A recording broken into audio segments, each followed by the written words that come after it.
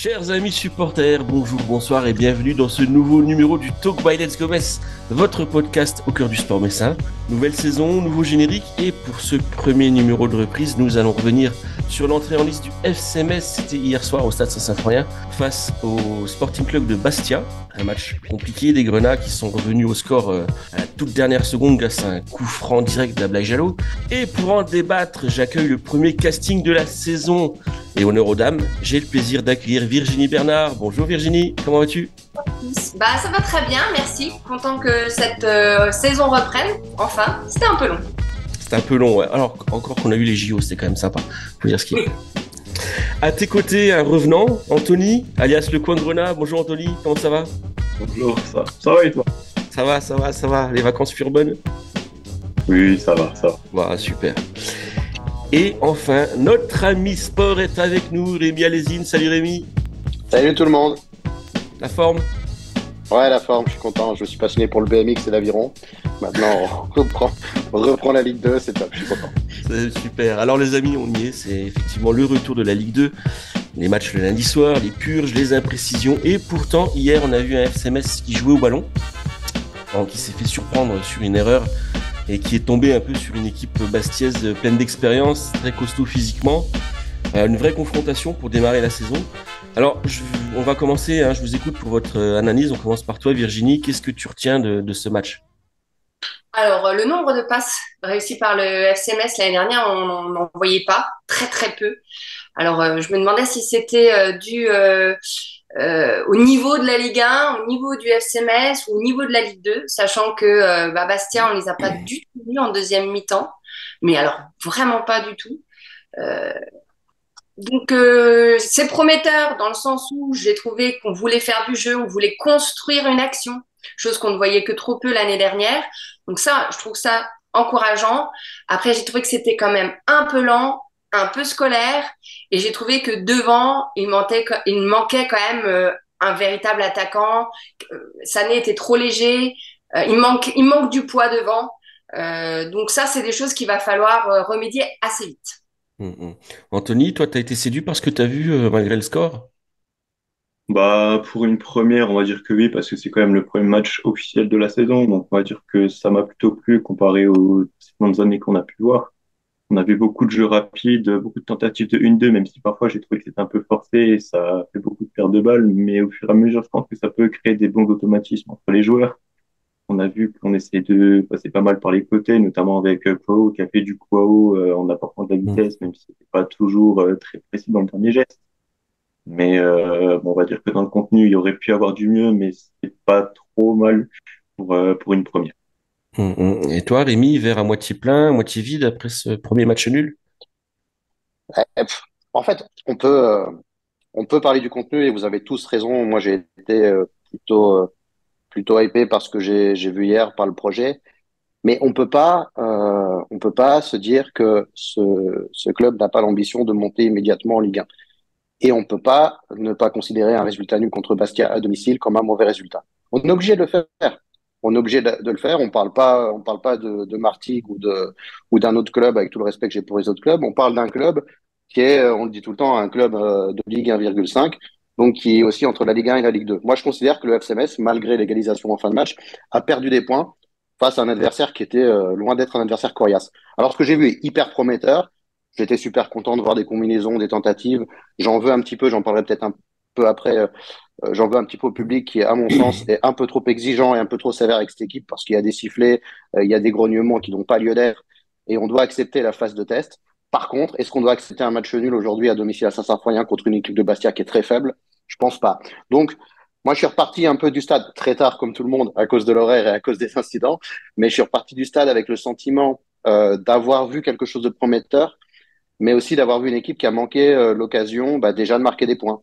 Parce que la bataille en fin de saison, elle peut se jouer à rien, on le sait que trop bien. Et, euh, et l'équipe du FCMS était techniquement largement supérieure à son adversaire d'hier, qui plus à domicile.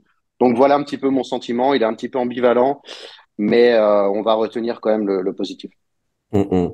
Alors justement, cette fameuse philosophie de jeu de Stéphane Le Mignan, comme tu dis, elle va mettre du temps à se mettre en place. Pour autant, Virginie, on n'avait pas vu un match, comme tu le disais tout à l'heure, avec 70% de possession de balle des Grenades depuis très longtemps.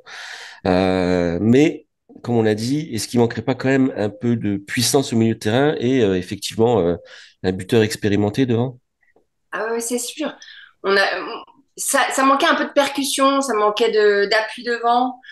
C'est plus prometteur au niveau des passes, au niveau de la possession.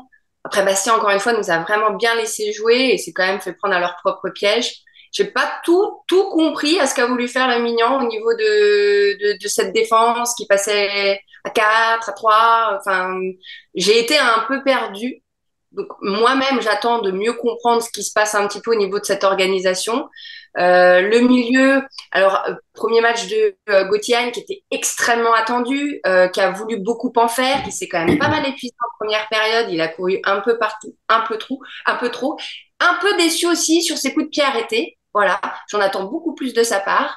Mais c'était son premier match avec un public difficile, des supporters en grève, des supporters qui étaient encore en gueule de bois de la descente, je pense, du match de barrage. Je pense qu'il y avait plein de choses qui se mêlaient à ce match. Drôle d'ambiance, des supporters, enfin un public assez familial au final, mais avec une petite tension un peu bizarre. Un premier match d'ouverture du mois d'août, pas comme d'habitude, un lundi soir, voilà, avec voilà les balles de tennis, enfin tout ça, c'était compliqué. Et je pense que pour les joueurs, ça les a pas aidés, franchement, surtout qu'il y a beaucoup de jeunes à part Ismaël Traoré qui vraiment met sa patte d'ancien et je pense que c'est bien de l'avoir dans l'équipe. Je m'éparpille un petit peu dans mes propos, mais je pense qu'en gros, on a des bonnes choses, on a des bons socles. Il va falloir qu'on améliore notre milieu et surtout notre attaque pour moi, hein, c'est évident. Mais je pense que la défense, à part la boulette, je pense que c'est une défense assez solide. Alors, Anthony, on a vu une équipe expérimentale hier, mais qui a manqué, comme on l'a dit, beaucoup de roublardise par rapport à Bastia. Ouais, bah, c'est sûr qu'on on a une équipe composée de très jeunes et d'expérimentés. Je pense les expérimentés, bah, notamment Oukidja et Traoré. Après, ça peut peut-être s'améliorer avec le retour du Dol quand il reviendra de suspension, si jamais il Mm. reste au SMS. Bon, là, il y a son meilleur pote qui est revenu, donc peut-être que ça peut pencher dans la balance Ça peut jouer, avec j'espère. Ouais. Gauthier. Mais de ce que j'ai pu discuter avec Mathieu, bon, normalement, ça changera pas trop au vu de ça. Donc, ce sera toujours avec l'épisode Saint-Etienne, mais est-ce qu'il va vouloir lâcher le morceau ou pas, on verra pas. Mais sinon, bah, il y aura le retour de Simon Elisor aussi dans quelques semaines, parce que là, il était suspendu, mais aussi blessé avec une entorse à la cheville actuellement. Donc lui, je pense qu'il peut bien apporter en attaque. Et puis, bah, la fin de mercato approche. Faut pas oublier Benjamin Tété, parce que si on le vend pas, bah, autant l'utiliser ou essayer de l'utiliser, parce que c'est sûr que l'année dernière, on a vu un Tété qui était très, très limité, voilà, mais c'était dans une équipe qui jouait pas offensif. Et lui, faut le placer dans une équipe qui est offensive. Donc peut-être qu'en Ligue 2, Benjamin Tété peut peut-être plus se révéler que la saison dernière. Donc en termes d'attaquants, je peux penser qu'on a ce qu'il faut avec Tété, Iboussane et Elissor. Après, pour le reste, faut voir peut-être que le milieu de terrain, ça risque d'être léger au fur et à mesure de la saison. On n'a pas énormément de monde. Ndoukoudi est assez léger pour être titulaire. Donc, on verra bien pour le milieu de terrain, Saint-Pepper et puis la défense. La défense, je sais Je, pas trop. je rebondis sur ce que tu dis par rapport à TT. J'ai envie d'être d'accord avec toi parce qu'effectivement, dans un 4-4-2, avec un joueur comme TT qui est capable quand même de, on va dire, de récupérer des ballons, de le garder en pivot. On l'a vu sur des bases, surtout en Ligue 2, je pense qu'il serait capable. Maintenant, dans une animation comme celle d'hier, tu laisses la place enfin, tu prends la place à qui pour mettre TT, quoi. C'est ça le problème. C'est que c'est pas un gars à qui tu as envie de, bah, t'as pas envie d'enlever la place à Jalot ou à Sabali pour Benjamin Tété, quoi. C'est ça le problème. Rémi, il va falloir recruter un ou deux renforts, je pense, surtout en attaque. On sait qu'Ablaye Jalot, par exemple, il peut se blesser à tout moment. On l'a malheureusement vu les saisons précédentes. On peut pas forcément compter sur lui sur toute la saison. Ouais, il y a beaucoup de questions. Je peux revenir sur le KTT. Euh, les amis, je veux pas être désagréable, mais on peut pas espérer quoi que ce soit de Benjamin Telt aujourd'hui. Ce type représente le fiasco d'une page qu'on a envie de tourner aujourd'hui. Donc si aujourd'hui, après le premier match de la saison, on se dit, ah ben non, s'il n'y avait pas TT, on va peut-être en avoir besoin jusqu'à la fin de l'année, je pense qu'on se plante complètement. Je pense que cette page-là, il faut la tourner, qu'il faut repartir sur autre chose. Après, est-ce qu'Ibou Sané, ça suffit? Clairement pas. Elissor, est-ce que c'est une garantie? C'est un bon joueur de Ligue 2, Elissor. Est-ce qu'on doit, si l'objectif est évidemment de monter à avoir un avancement de meilleure qualité? Moi, j'en suis persuadé.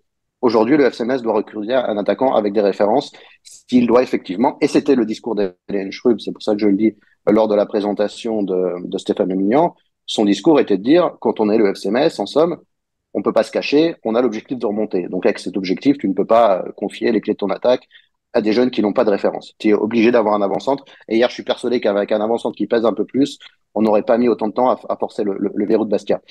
Après, il est évident que tu regardes le milieu d'hier, quand tu as des joueurs qui savent jouer au ballon comme Gauthier, comme Ablaye Jallo, ça suffit largement. Je peux te dire que si on a ces deux mecs-là tout au long de la saison pour animer l'attaque du FCMS, on est quand même bien parce qu'ils sont largement au-dessus de la moyenne. Gauthier, meilleur joueur de cette équipe de championnat l'année dernière.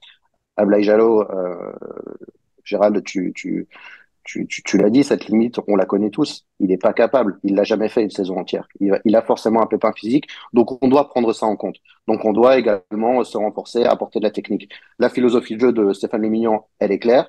C'est de mettre des gens qui sont copains avec le ballon sur le terrain. Il faut pas oublier l'impact parce que hier, qui était responsable de cet impact? Endo qui dit, ouais, c'est peut-être un petit peu léger, on s'en rend compte, hein. Peut-être que pour lui donner les clés d'un milieu qui doit être impactant, c'est peut-être un peu léger. Là aussi, il faut peut-être mettre quelque chose de plus expérimenté, de plus costaud et peut-être, c'est dur de dire ça, mais ça fait partie du football, de plus vicieux. Parce que les Bastiais hier ont été vicieux. Et ils ont failli gagner ce match en étant vicieux. Et c'est pas un défaut dans ma bouche d'être vicieux en football, ça fait partie du jeu. Et je pense que avec un peu plus de vice et d'expérience du côté du FCMS, il y avait Traoré, mais c'était peut-être un petit peu le seul dans ce cas-là, eh ben les choses auraient pu évoluer. Et voilà. Donc on se pose énormément de questions. Je me souviens même plus l'interrogation que tu avais avant de me lancer. Euh, mais à mon sens, il faut pas se tromper. Cette équipe du FCMS, elle est pour le moment pas prête. Elle a pas fait un résultat très positif hier. Elle a montré quelques promesses. Il reste quelques jours pour se renforcer. Et on va voir si on est raccord vis-à-vis des objectifs du club pour la fin de saison. Je sais que c'est compliqué, hein. Les finances de tous les clubs sont à la ramasse. On a réussi l'exploit de faire venir Gauthier. C'était vachement bien. Mais j'espère qu'on est capable de faire d'autres coups du même sort jusqu'à la fin du mois d'août. Ok, on va faire un petit tour de table maintenant pour connaître vos tops et vos flops pour ce premier match de la saison. Virginie, à toi l'honneur, tes tops et tes flops dans l'ordre que tu veux. Alors, mon top, ce sera Ablaye Jallo, que j'étais contente de retrouver en forme et puis vraiment présent. Mon top aussi, ce serait le retour de Gauthier, bien sûr. Et puis le changement d'entraîneur. Donc j'ai envie ça m'a un petit peu titillé. J'ai envie d'en voir un peu plus. Voilà, ça ce serait mon top 3. Et puis bah mon flop ce serait sur les supporters. Alors je comprends largement cette colère, je la comprends et je la partage. Je ne suis pas pour les matchs le lundi bien sûr. Euh, mais voilà, pour un premier match, j'étais un peu déçue de retrouver Saint-Symphorien comme ça. Voilà. Et puis sinon, je vais pas être critique sur un joueur en particulier, peut-être un peu Sané. Allez, les Sané. Voilà, ainsi. Les deux. Sané. Les deux. D'accord. Anthony? Vraiment en top, on va commencer quand même par le positif. En top, Jallo, hein, parce qu'il a une patte gauche magnifique. Dès qu'il touche le ballon, on sait que ça peut être dangereux pour l'adversaire. Et il est très très copain avec le ballon. En autre top, les, on a essayé d'être un peu plus offensif, donc comparé aux saisons précédentes, pour moi ça c'est un plus. Sinon en flop, les déchets, mais bon ça c'est normal hein, dans le début de saison, c'est normal les déchets offensifs. Les problèmes techniques, notamment ce qui nous a coûté le but avec Sané et puis Oukidja qui couvre encore une fois pas son premier poteau comme on l'a vu beaucoup de fois la saison dernière. Ouais. Et sinon, ce sera tout. J'ai pas envie d'être trop méchant non plus sur les flops en premier match. Même si on aurait dû gagner ce match au vu de la forme de passe, enfin, de la forme de ce qu'ils ont proposé. Limite, c'est mon dernier espoir d'être un peu plus virulent. Je t'en prie, à ton honneur. Alors, moi, je vais faire le même top et le même flop, c'est-à-dire que je vais parler du public. Je vais pas parler du terrain, vous l'avez très bien fait. Déjà, mon premier top, c'est pour le début de match du public. Moi, j'ai aimé cette contestation parce que il est important que le public sache se manifester quand il y a des choses qui lui paraissent complètement incohérentes et inacceptables. Moi, je pense que cette manière de se foutre de la gueule des supporters en programmant des matchs n'importe quand en semaine, c'est une manière de pas respecter ceux qui financent le football, c'est-à-dire les supporters en premier lieu, hein, qui vont ou pas s'abonner à des bouquets TV assez honteux. Donc j'ai trouvé cette contestation très bon enfant. Et finalement, c'était celle qu'il fallait faire parce qu'il n'y a pas eu d'incident. Il y avait peut-être même pas à renvoyer les joueurs au vestiaire. Bon, l'arbitre a préféré le faire et, et c'est bien. Peut-être il a jugé que le climat n'était pas assez serein. Mais voilà, j'ai trouvé que pour marquer le coup, ça avait été plutôt bien fait et je trouve que les supporters sont dans leur bon droit de revendiquer des choses quand ils le font avec calme. Après, mon flop, c'est aussi le public parce que tout au long du match, je l'ai trouvé trop sévère. Je l'ai trouvé parfois trop indulgent avec la politique sportive du FCMS ces dernières années, et je le trouve hyper sévère pour un premier match. Alors moi, j'ai dit que le résultat ne me convenait pas. Par contre, j'ai dit aussi que le contenu, il était prometteur. Et j'espère que les gens l'ont vu aussi. Et j'espère que le public est capable de comprendre que quand un gamin, parce que c'est un gamin comme Sadi Boussané fait une connerie, il n'est pas obligé de le prendre en grippe et de le siffler chaque fois qu'il fait une passe en retrait jusqu'à la fin du match. Parce que je trouve ça assez honteux. Sadi Boussané, avant de faire cette erreur, on l'a vu quelques fois évoluer en Ligue 1, il n'a jamais été honteux. Je pense que c'est un défenseur qui, avec de la confiance, avec de l'expérience, peut apporter beaucoup à cette équipe. Et je pense qu'il n'a pas besoin de se faire torpiller dès l'instant où il fait une connerie. Il n'est pas le seul à faire une boulette sur ce but-là. La passe de Falikandé, excusez-moi, c'est quand même pas la plus simple à contrôler. Et l'intervention du Kidja, elle a le droit d'exister également. Voilà, Anthony l'a dit, il a le droit aussi de couvrir son poteau et d'éviter aux Grenades de prendre ce but. Donc voilà, un public à deux vitesses. J'espère que il se mettra à encourager un petit peu plus cette équipe dans les matchs qui viennent parce qu'on a envie aussi d'un public qui sente le foot. Et sentir le foot, c'est aussi de voir qu'une page se tourne aujourd'hui au FCMS, que euh, ce qu'essaie de mettre en place Stéphane Le Million, c'est quand même largement plus sympa que ce qu'a mis en place la Sobolini, même ce qu'a mis en place la Sobolini en Ligue 2 il y a 2 ans, où c'était quand même la tech. Bah, après, on l'a pris pour ça. Hein, on n'était pas surpris de prendre de voir Bologna qui fait la même chose depuis 80 ans dans le football. Voilà, là on a quelque chose de différent, on a quelque chose d'un peu nouveau. Si effectivement dans 10 journées il y a un seul point, on pourra se mettre à siffler parce que la méthode Le Million sera peut-être pas celle qu'il faut. Bon, en attendant, excusez-moi, hier on a vu des joueurs qui tentent de faire des choses, on a vu une équipe qui a tenté de jouer au football. Donc on va quand même pas les torpiller dès le premier but et dès les premières occasions manquées. Surtout que c'est pas dans l'ADN des supporters du FCMS, normalement, de siffler constamment leurs joueurs. D'ailleurs, à l'époque, on chantait les siffleurs. Ouais, quand il y a des joueurs qui trichent pas. Il fallait vraiment se démarquer de ça. Normalement, on était une équipe qui supportait ses joueurs. Il Et n'y en avait on pas a... tant que ça qui sifflait, hein. Si tu regardes bien, je pense que si les ultras avaient chanté, les siffleurs, on les entendait pas autant, C'est vrai. je Je pense. pense aussi que tu as raison, on entendait, mais on entendait même un brouhaha autour de nous, les gens discutaient, etc. Enfin, ça fait bizarre. Et là, tu te rends compte que sans les supporters, des fois, on ne se régale pas vraiment juste avec la qualité technique de ce qu'on nous propose sur le terrain. Donc, on vient aussi pour l'ambiance du stade. Enfin, moi, je veux dire, ça fait aussi partie de mon envie d'aller au stade. Là, ça me manquait cruellement. C'est pour ça que j'ai mis dans mes flops, parce que hier, ça m'a manqué. J'avais envie de revoir mon stade Saint-Symphorien comme ça, chaud bouillant. Bon, bah, du coup, je suis restée un petit peu sur ma faim. Bon, ce sera pour le prochain en tout cas. Alors moi, je vais juste me permettre de donner un top qui n'a pas été nommé. Moi, c'est Jesse Deminguet. J'ai trouvé que Ouais, t'as raison. ce joueur a amené quelque chose, voilà, qui a vraiment cruellement manqué ces 2 dernières années à Metz, depuis le départ de Renaud Coad. Alors, je dis pas que c'est le même profil. C'est pas forcément un gueulard, je pense, sur le terrain, mais je l'ai trouvé très calme dans ses prises de ballon, intelligent. Et alors même s'il y a eu pas mal de passes en arrière, hein, c'est vrai que il y avait un petit air de l'époque René Riga, José Riga, pardon, hier qui flottait. Mais dans l'ensemble, j'ai trouvé que ce Jessie Demaguet a amené vraiment une vraie plus-value. Et voilà, alors c'est facile de mettre Jalot en top et tout ça, je comprends. Le public, ça on en parle. Moi, j'en parlerai pas, mais voilà, Demaguet, je tenais absolument à en parler. Alors, les Grenats vont retrouver la compétition dans 3 jours déjà avec un déplacement à Rodez. Rodez qui s'est incliné sur la pelouse d'Ajaccio et qui aura donc à cœur de briller devant son public. Alors, j'aimerais faire un petit tour pour vos pronostics pour ce match de vendredi. Donc, Virginie, tu gardes la main. 2-0 pour le FCS. Comme ça, cash. Ça tombe. Ok. Non, la victoire. C'est bon. Ça y est. On a calé, premier match, ça arrive, c'est le premier match. On peut. C'était Bastia. On va dire que c'est une des équipes qu'on attendait cette année en Ligue 2. Mais non, contre Rodez, 2-0. Ok, Anthony. En tout cas, ce qui est sûr, c'est qu'il faudra être bien rodé, mais faudra faire un Oh, petit, Je suis fier de celle-là.